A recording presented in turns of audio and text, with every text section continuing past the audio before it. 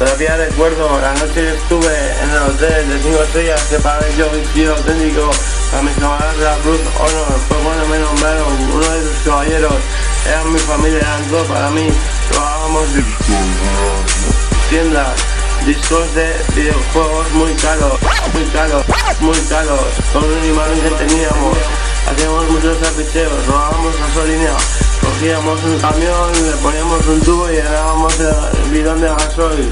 Así lo hacemos desde hoy hasta mañana. ¿Qué pasa? Hoy mañana es un hijo puta bastardo. Pero así soy de derecha, no soy de izquierda. Pero ya no soy nazi, no llego a tanto. Aunque se va haciendo la Cruz Honor. Pero porque me da mucho honor mi sangre. Porque soy tan blanco como los azules. Es una raza en peligro de extinción. Y mis señores, sí quiero las razas. No es lo mismo un negrata. Señores, sí quiero las razas.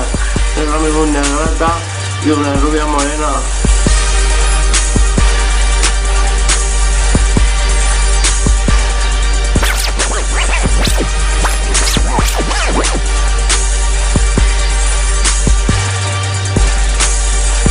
Bueno, bien, repito, o sea, no es lo mismo una negrata que un nene bueno, da igual, no como lo compares, no tiene ni comparación estimable, es muy cuestionable, no pueden llegar a nuestro ascenso, somos supremos, yo merezco trabajar en toda la vida, y lo sigo consiguiendo con la movida, soy rico, pero tampoco lo predico, simplemente que adjunto este vídeo, pero tampoco lo predico.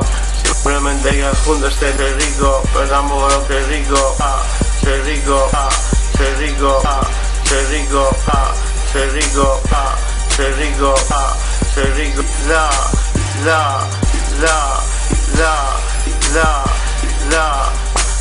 rico, pero tampoco lo predico, pero tampoco lo predico, rico, pero tampoco lo predico, rico, pero tampoco lo predico, rico, pero tampoco lo predico, rico, pero tampoco lo predico.